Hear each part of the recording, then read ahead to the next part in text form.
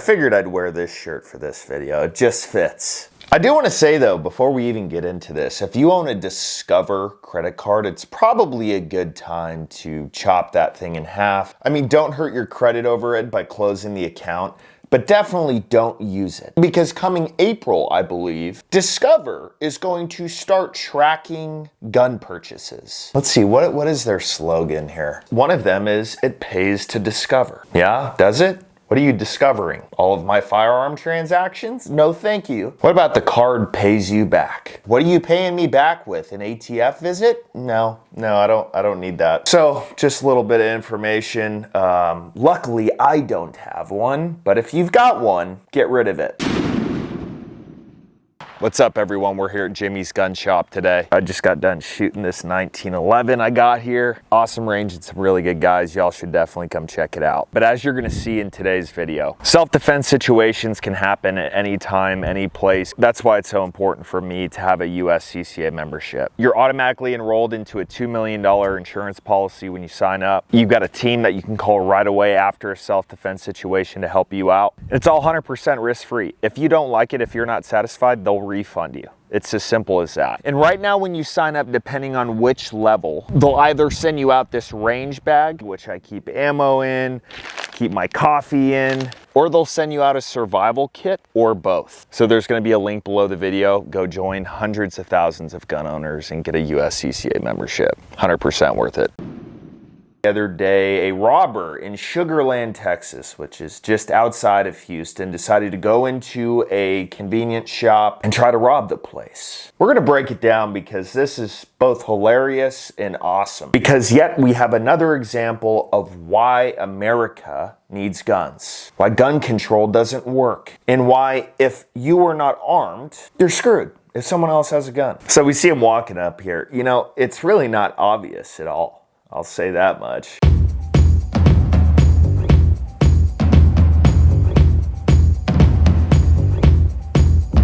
I mean, I'm past the whole COVID thing. If somebody is wearing a mask, other than a blue one out in public, I just think you're up to no good. Sure, maybe I'm stereotyping you, maybe I'm assuming things, but seriously, unless we're out fishing and covering our faces, you don't need one. And if you really think that you need one, it should be a blue one so everyone knows. But this guy's walking up with his hand in his pocket in a hoodie with a black mask on his face. I wonder what this guy's about to do. Let's find out. Yes. Looks like this robber's been watching too many movies because he walks in, points his gun at the ceiling, and fires a shot off. Like that's really something that people do. You're not in a police department and you're not doing a death spot, man. We honor the flag, and you crap on it when you don't shoot your gun in the office. Here we go. Do it, yes. I did my first death spot. You're walking into a gas station looking like you're going skiing, and you just put a hole through this dude's roof, and you still have no money at this point, no merchandise, nothing.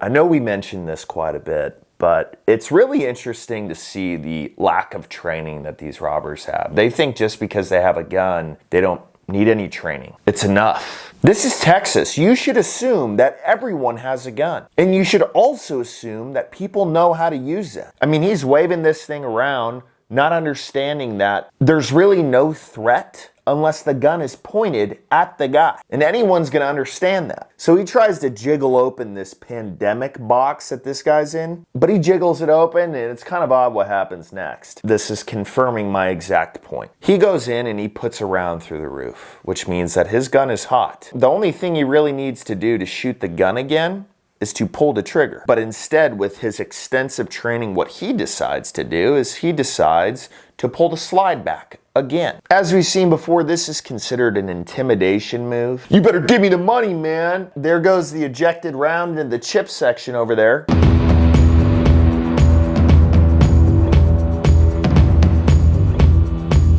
And then the store clerk pulls out his gun and scares the crap out of this guy. These types of gas stations, especially not name brand ones, they're usually privately owned. It's someone's business. And they get robbed all the time. So I'm willing to bet pretty much anything that any store like this, hell, if I had a store like this, I'd have a shotgun mounted under the desk, probably have another one over there, definitely one on me. I mean, the crap that people do in gas stations is pretty much a standard. There's as much criminal activity as there is legal activity. But he gets them out of the store, he runs off, they have no idea who this guy is. And listen to this goofy news network. It's hard to see, but if you recognize who that is, call Sugarland Police. Oh, hell yeah. No, I definitely recognize who that is. This guy only wears a certain kind of jeans, and I can tell by the patch on the back. What are you talking about, man? There's no identifying anything with this guy. Without seeing my tattoos, do you know who I am? Oh man, he's got blue eyes. I mean, it narrows it down quite a bit with blue eyes, but there's still millions of people with blue eyes. So no, it doesn't. One of the reasons why I like putting these out so much is because criminals need to know what they're up against. You go and try to pull this on someone who's trained, who's calm, who knows how to use their gun, and you're flapping it around like it's a tennis racket, pulling the slide back and injecting rounds in the middle of a confrontation, someone's gonna notice that. FAFO.